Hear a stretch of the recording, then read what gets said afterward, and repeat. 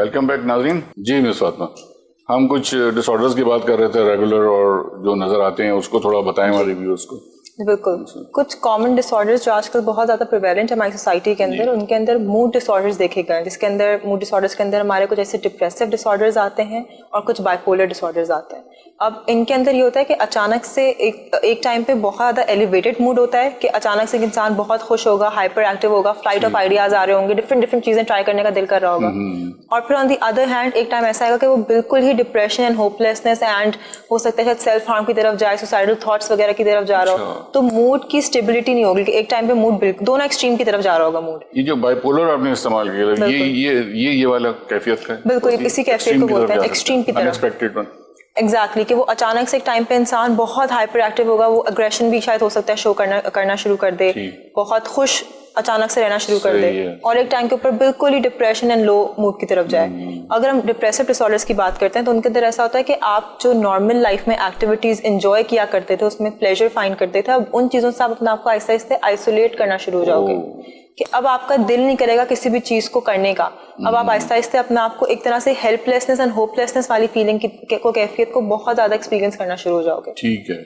इसके अलावा जो डिसऑर्डर्स देख लिए जाते हैं एंग्जाइटी डिसऑर्डर्स, कि आप एक सिचुएशन के बारे में इतना सोचना और उससे इतना खौफ पैदा हो जाता है कि आपको फिजियोलॉजिकल सिम्टम्स भी आना शुरू हो जाते हैं उसकी वजह से, जैसे कि स्वेटिंग करना, या अचानक से हार्ट बीट का तेज हो जाना, या हाथ का कपकपाना, इस तरह के कुछ सिम्टम्स होते हैं जो पैनिक अटैक की तरफ भी आपको ले जा सकते हैं।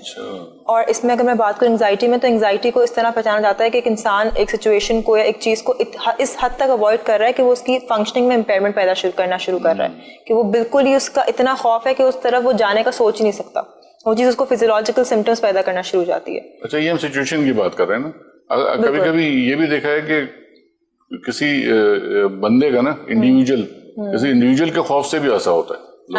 बिल्कुल, देखिए वो बात होती है ना कि डिफरेंट एंग्जाइटी डिसऑर्डर्स तो एक अम्ब्रेला टर्म है, उसके अंदर बहुत सारे डिफरेंट एंग्जाइटीज टाइप्स आती हैं इसकी, तो हर किसी का डिसऑर्डर का एक अलग है, जो कि ऑब्वियसली जब आप आते हैं साइकोलॉजिस्ट के पास तो प्रॉपर असेसमेंट के बाद ही डायग्नोस होता है कि कौन सा एंग्जाइटी डिसऑर्डर से आप गुजर रहे हैं। इसी तरह एक और बहुत कॉमन डिसऑर्डर है, वो है पर्सनैलिटी डिसऑर्डर्स, जिसकी अवेयरनेस हमारी सोसाइटी में बहुत कम है।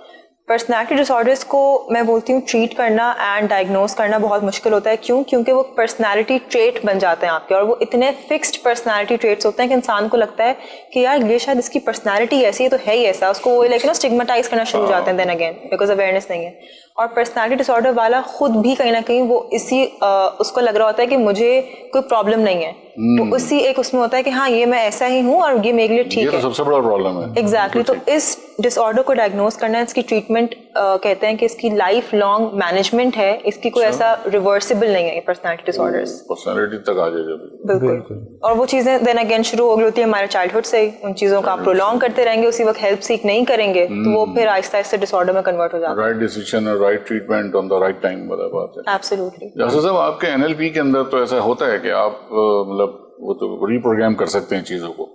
जी, जैसे कोई ट्रॉमा है आपका बचपन का, या कोई 2 साल 4 साल 5 साल पहले, तो उसको आप, या एंगर मैनेजमेंट होती है एनएलपी के, is it a part of NLP? जी बिल्कुल, पीछे से डिफ्यूज करके पहले हुआ था और फिर आप जी बिल्कुल, काफ़ी इसमें टेक्निक्स वगैरह यानी यूज़ की जाती है कि पास्ट के कुछ लाइफ के ऐसे एक्सपीरियंसेस कुछ हैं, कुछ ट्रॉमास हैं, स्विच वगैरह डिफरेंट यानी टेक्निक्स होती है। उसमें यही होता है कि वो लाइफ के एक्सपीरियंस को वो एलिमिनेट करके एक न्यू जो है ना यानी परसेप्शन डेवलप करना। जैसे अभी थोड़ी देर पहले आपने ही कहा कि बाज़ों का इंडिविजुअल का भी एक यानी डर शर होता है, तो ऐसा भी होता है, उसके पीछे भी कोई ना कोई ऐसी हिस्ट्री होती है, कोई ऐसा इंसिडेंट होता है कि वो जो है ना बैठा हुआ होता है। जैसे कि मैं अभी आपको, और ये कुछ भी, ये किसी बंदे का भी हो सकता है, किसी चीज का भी हो सकता है। जैसे कि मुझे याद, मेरा एक जो कजन है उसको जो है बचपन में बहुत तेज जो है ना शॉक लगा था यानी उससे फ्रिज से, तो वो आज तक, वो 28 ईयर्स का हो गया, वो आज तक जब भी कभी उसकी वालदा बोलती है ना कि बेटा फ्रिज की मुझे सफाई करनी है, स्विच बंद कर दो, वो आज तक जो है ना वो खुद फ्रिज बंद नहीं करता, वो किसी और को रेफर कर देता है। अगर कोई और नहीं होता तो फिर कोई चप्पल या कोई ऐसी लकड़ी की चीज उठा के वो करता है। क्यों? क्योंकि पास्ट एक्सपीरियंस वो एक डेवलप हुआ है। बिल्कुल सही, अच्छी मिसाल दी आपने, बिल्कुल प्रैक्टिकल है। बिल्कुल तरह कोई जैसे किसी को ड्राइविंग नहीं कर रहा, यूं नहीं कर रहा था, वो कोई एक्सीडेंट ऐसा हो गया तो वो उसके बाद फिर उस काबिल ही नहीं होता कि नर्वस सिस्टम उसका जो आउट ऑफ ट्रैक हो जाता है। बिल्कुल, और इसी की बुनियाद पे ये एंजाइटी डिप्रेशन, अच्छा छोटा सा मैं यहाँ पे थोड़ा सा ओवरव्यू यानी देता चलो। एंजाइटी डिप्रेशन यूजुअली लोग जो है एक ही यानी समझते हैं, ओवरलैप थोड़ा सा करते हैं। अगर थोड़ा सा बेसिक यानी मैं करूँ डिफरेंस यानी बताऊँ, एंजाइटी वो बेसिकली यूजुअली जो है ना फ्यूचर को लेकर होता है। फॉर एग्जाम्पल मैं आ रहा हूँ रास्ते में, मुझे एंजाइटी हो रही है, मेरा इंटरव्यू है, पता नहीं कैसा होगा, क्या होगा, क्या सवाल होंगे, इसको लेके मुझे एक बेचैनी यानी वो होगी। और ये कहने को जो है हर किसी को होती है, स्टूडेंट्स को भी होती है, लेकिन अगर एक सर्टन लेवल तक हो वो मैनेजेबल होती है। अगर इसकी मैंने मैनेजमेंट नहीं सीखी और आइडेंटिफिकेशन नहीं की तो ये प्रोलॉन्ग होके बढ़ती है। और जैसे मिस ने भी कहा पैनिक अटैक, उसमें फिर हार्ट बीट तेज हो जाना, शिवरिंग करना, उसमें आप बहुत इजी है कि लफ्जों का जो है ना यानी आपका टूट फूट होना शुरू हो जाती है, अटक अटक के एकदम से रुक जाना और जो है समझ नहीं आना क्या बोलना है, या डिस्टॉर्टेड स्पीच, पूछा कुछ जा रहा है आपसे बता यानी कुछ कैंडिडेट्स में होता है। क्योंकि मैं हूँ एक दो कंपनीज के HR पैनल पे, तो वो लोग जो है एक दफा तो ऐसा हुआ सर कि एक साहब बहुत अच्छे थे, हमने बाहर 2 इंटरव्यू 3 इंटरव्यू किए, और होता है ना वो कैमरे के थ्रू भी, मल्टीनेशनल कंपनी कैमरे के थ्रू भी वो देख रही थी एक्सपेक्टेशन। उसने कहा ये बंदा अच्छा है, ये उनको डिस्कस कर रहे थे। जब वो हमारे जब मेन पैनल के सामने आके बैठा ना तो वो स्टार्टेड शिवरिंग। बिल्कुल, तो उस वक्त उसने अपना जो कंट्रोल कर रहा होगा वो आउट ऑफ कंट्रोल हो गया चीज। ये क्या चीज होती है? वो बिल्कुल शिवरिंग करने लगा, बात ही नहीं उससे मुंह से निकल रही थी। उसको फिर फर्स्ट एड रूम में ले गए और वहां पे उसको थोड़ा सा कूल डाउन किया, तो वो खामोशी घर चला गया फिर। बिल्कुल, इसमें बेसिकली देखें वही वाली बात है कि जब ये छोटी छोटी बुनियाद पे हो रहा होता है उस वक्त मुझे आइडेंटिफाई करना चाहिए कि भाई क्यों हो रहा है। इसमें जो एक बेसिक मैं आपको यानी बताता चलूँ, कभी भी यानी एंजाइटी अगर किसी को यानी होती है तो बहुत एक बेसिक है डिसीजनल बैलेंसिंग टूल आप यानी कर लें। अच्छा, एक हाथ में आप समझ लें प्रोज एंड कॉन्स रखे हैं कि भाई प्रोज रखे हैं कि भाई आप जो करने को जा रहे हैं ठीक है, इसके क्या कॉन्सिक्वेंसेस है, क्या बेनिफिट्स हैं, और अगर ये सही नहीं होता तो क्या कौन से, आप खुद ही इवेल्युएट कर लें कि भाई अगर चले मैं अपनी बात करूँ, मैं यहाँ पे आ रहा हूँ, मैं यहाँ पे ये सोच रहा हूँ कि मुझे एंजाइटी हो रही है, तो मैं ये सोच लूँ कि जी ठीक है मेरा इंटरव्यू है, फ़ायदा ये है मुझे पता है कि जी मैं जो है सब कुछ इस फील्ड से रिलेटेड नॉलेज है और जो क्वेश्चन किया उसको इजीली टैकल कर लूँगा। वर्स्ट सिनेरियो क्या होगा, हो सकता है 1-2 क्वेश्चन जो है ऐसा हो कि मुझे ना समझ में आए तो मैं यानी दोबारा बोल सकता हूँ या मैं एक्सक्यूज कर सकता हूँ, इससे ज़्यादा कुछ नहीं होता। लेकिन यूजुअली क्या होता है, हम लोग ज़्यादातर जो तवज्जो होती है हमारी बैड साइड पे नहीं होती, हम इंटरनली मोटिवेशन आ ही नहीं रही होती है। सही। और अगेन फिर वही होती है कि वो सोसाइटी का जो इम्पैक्ट इतना होता है वो सारी, क्योंकि एक मिसाल यानी एक दी जाती है, मैं एक वो दे रहा था कि एक उस्ताद ने जो है ना यानी 9 का टेबल लिखा, 9 का टेबल लिखा पूरा, उसमें जो है ना यानी 9-10 तक जो है ना बिल्कुल ठीक लिखा, एक सिर्फ गलत लिखा। सारे बच्चों ने बोला सर आपने ये गलत लिखा। उन्होंने बोला मैं यही बताने की, यही एक मैसेज था, दुनिया में आप जितने भी अच्छे काम कर लो लोग हमेशा जो है ना पॉइंट उसी पे करेंगे जो आपने एक अगर गलत काम किया, तो उससे यानी आपने कोई डीमोटिवेटेड नहीं होना, आपने खुद अगर दुनिया नहीं देख रही अपने पॉजिटिव साइन को देखना है, अपनी सारी चीजों को देखना है, इंटरनली मोटिवेशन लेनी है, और आपके पास ये अवेयरनेस है तो दूसरे को भी अगर आप देख लो इस चीज से सरवाइव कर रहे हैं तो उसको भी मोटिवेट करें। बिल्कुल सही है। और नेगेटिव को पॉजिटिव करना तो बहुत आसान होता है, नेगेटिव के ऊपर आप एक और खड़ा हुआ वर्टिकल नेगेटिव लगा दें तो पॉजिटिव हो जाता है। जी मिस, कोई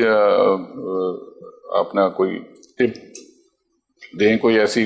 बिल्कुल, तो इसी के हवाले से कि हमारे जो व्यूअर्स हैं अभी तक जितना समझे हैं थोड़ा बहुत, एक प्रोग्राम काफी नहीं है, हमने बताया कि हम और भी प्रोग्राम कर रहे हैं इसके ऊपर। अभी तक जो हम प्रोग्राम के बाद तक जो हमें फीडबैक आएगा, तो किन चीजों का ख्याल रखना चाहिए डे टू डे लाइफ में कि ये सारी चीजें हम एक दूसरे को, जो भी फैमिली में रहते हुए अपने सर्किल में, हम एक दूसरे के ऊपर नजर रखें और ख्याल रखें कि कोई हेल्थ और इमोशनल डिसऑर्डर का शिकार तो नहीं हो रहा। आखिर में टिप दे दें। बिल्कुल, मैं सिर्फ यही बोलूंगी कि अपने इर्द गिर्द ऑब्जर्व करें कि कौन है जो अचानक से नॉर्मल बिहेवियर से हट के अब कुछ ऐसे बिहेवियर्स करना शुरू हो गए जो कि वो नहीं किया करता था। अगर फॉर एग्जांपल कोई एक इंसान आपको, अगर बच्चा भी घर में पेरेंट्स भी देख रहे हैं कि बच्चा अचानक से अग्रेसिव हो गया है, अचानक से बदतमीजी पे उतर आया, तो उसके पीछे रीजन क्या है? पेरेंट्स डांट डपट करके या बहन भाई भी डांट डपट करके उसको और उसकी फीलिंग्स को सप्रेस कर देते हैं। तो बैठ के आई थिंक आपस में कम्युनिकेशन गैप जो है उसको खत्म करना बहुत जरूरी है। अगर आपको लग रहा है कि कोई इंसान चुप रह रहा है या कोई इंसान नॉर्मल से हट के कोई अनयूजुअल ऐसी चीज कर रहा है, तो आप बैठ के बात करें, उससे पूछें, कॉन्फिडेंस मिले, हो सकता है वो आपसे शेयर करे अपनी कोई ऐसी चीज। और अगर ऐसी कोई चीज है जिसके लिए प्रोफेशनल हेल्प की जरूरत है तो प्लीज हेल्प सीख करें।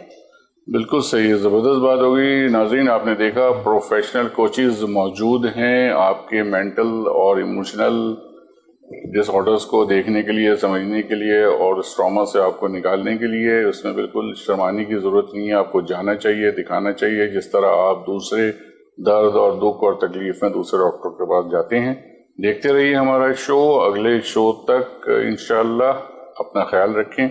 अल्लाह हाफ़िज़।